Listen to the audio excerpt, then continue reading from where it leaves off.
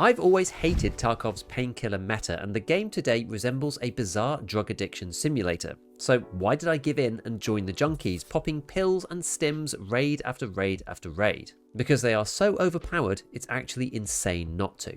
Almost all of you will know what I'm talking about, but for the small few that don't, in Escape from Tarkov you are allowed to take painkillers prior to taking any damage, even right at the beginning of a raid. If you don't do this, and you happen to get shot in the leg to the extent which it gets blacked out, i.e. loses all of its HP, you will suddenly find yourself unable to run. This is often a death sentence unless you're standing right next to cover, and it also messes up your aim as your character limps around when looking down the sights of your weapon unless you're completely stationary when trying to shoot. This puts you in a very difficult position. The choice between not moving at all and having a chance to shoot at your opponent but making it much easier for them to aim at you, or moving around in an attempt to not get hit but then finding it much more difficult to return fire, ultimately ends in death for you most of the time. To counter this, the meta in Tarkov for years and years has been to pre-pain, using painkillers before you even get into a fight, because if you do get your leg destroyed by a shot, you can still walk normally, aim normally, and even run whilst only taking a small amount of damage. A long-time viewer, Mr. Spinman, recently pointed out to me that, as an observer of my gameplay, many of my deaths were due to the inability to move or aim without painkillers, as I was not pre-paining enough. Since making a conscious effort to do so, my success rate has skyrocketed dramatically. I really don't like doing it, but this is the reason that painkillers are so absurdly powerful in this game, and means that the only downside to losing a limb is a reduction in your overall HP pool, which is rarely why you get killed anyway. Deaths are much more likely to be via the chest or the head, which don't rely on the overall player's health. You can see that this is the case on maps like Factory, where it is totally viable to play without even bringing a kit to repair black limbs, and simply relying on painkillers and the close extracts to get you through. Likewise, in Tarkov Arena's respawn modes, such as Last Hero, these game modes are practically unplayable without painkillers being applied to your player upon respawn, which they do these days. But more fundamentally, this problem exists because the painkillers have such little downside for the massive benefit that they give, and are the reason that experienced players can sprint around the map with full maneuverability in all fights, seemingly no matter how much you shoot at them until they die. BSG have tried to balance painkillers in the past to stop players from using and abusing them so much, but previously only the visual effects of the painkillers were adjusted. Back in the day, the original implementation of the painkiller effect on screen was an increased level of sharpness across everything. Some people quite liked this effect, but unfortunately it made for terrible viewing if you were to ever record or consume any Tarkov content, which is notoriously difficult to record in high quality in the first place. It also had strange other effects like diminishing the grubbiness of visors when they were used together. BSG's first pass of balancing this was to add a chromatic aberration and blur effect to the outside of the screen whilst under the influence of painkillers, but this was way too much and many people stopped using them altogether. The only thing worse than having a black leg in combat without painkillers was the inability to see your opponent in the first place because of some kind of tunnel vision applied that only allowed the centre of the screen to be at all clear. The current iteration is a somewhat scaled back version with only the desaturation around the edge. This acts to provide a decent indicator that painkillers are on and looks quite good, but you lose a little bit of colour information too, which is an okay balance visually. But unfortunately, this does nothing to prevent players being on painkillers 24/7. As we have seen so far, affecting the visuals is probably not the right way to balance this, because painkillers are either too good or entirely unusable, and visual interruptions are annoying for players to deal with anyway. So the easy answer that I see brought up a lot is people saying, well, only let players use painkillers if they have an injury already. The unfortunate problem with this solution is that it doesn't think to the next step ahead, which is how players will then interact with this new system.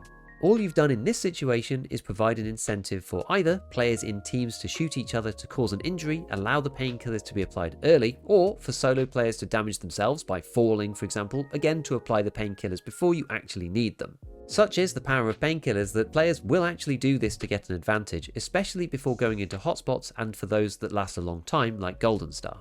This means that a fundamental change to the painkiller system would be required to achieve BSG's goals. I'm certainly not going to take credit for the idea of an adrenaline system because this has been bandied around the community for years and years as well, but I've been having conversations with my chat on stream this week about painkillers and the meta and what to do with it, and it still sounds like one of the best options out there. The idea here is that when you get hit in the first place, the adrenaline system kicks in. This will give you 5, 10, 15 seconds of painkiller effect as it currently exists in the game. I'm not sure exactly on the length of time required for this to be balanced, but at this stage that doesn't really matter. It would also be on some kind of cooldown, likely a couple of minutes. This would potentially allow you to get to some cover if you hadn't died already, and after the adrenaline wears off, the effect of your injuries comes through as if you weren't on painkillers at all. At this point, you would then be able to use regular painkillers to diminish the effects of black limbs or breaks. However, these shouldn't be quite as powerful as they are at the moment. I believe that you still should be able to run on a black leg while under the painkiller effect, but you should take much more damage to make it a more interesting choice between maneuverability and further health loss on your player. At the moment, if you have a black leg or even 2 black legs with 2 breaks, you can basically just ignore them and run around as normal unless you get a specifically bugged state with double or quadruple damage, which does actually make it hurt a lot, but most of the time you just simply don't have to worry about it. You shouldn't also be able to move at maximum speed on painkillers with negative status effects with no downside like you can right now, and so your walking speed should be reduced by maybe 20%. Under this new system, sprinting would already damage you quite heavily, so maybe that doesn't need any further debuffs. I also have no issues with painkillers giving us our regular ability to aim with weapons despite injury. This is pretty fundamental in my opinion, and if it was added, it would be way too far on the he who shoots first wins end of the spectrum, as it applies such a massive disadvantage to the defender.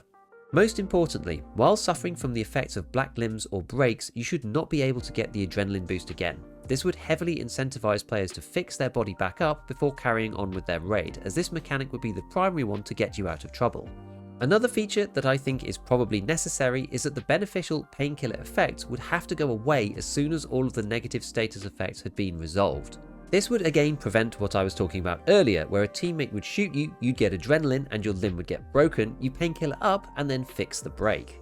If painkillers carried on with no status effects, you could get an advantage in later fights during the raid if this was allowed, as a future injury would already be covered by the painkiller effect from before, and effectively just gives more pre-pain incentives again, which we want to remove entirely.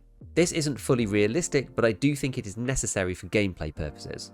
Overall, I believe that this would be a big improvement to the system right now, which would stop you feeling the need to consume painkillers throughout the entirety of your Tarkov raids, as is the case currently, and I really don't like.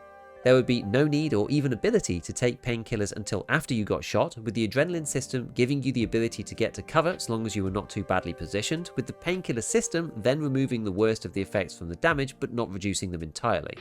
To conclude, painkillers are indeed extremely overpowered in Escape from Tarkov right now, and indeed have been forever. The money is no object approach, which I have seen some of the best players I know take, is bringing a second injector case full of Propofol and be on that consistently in every raid. For the slightly more budget-friendly PMC, alternating between Golden Star and ibuprofen and getting those consumables down to 1 use left allows you to recycle them through the med station into Propofols themselves.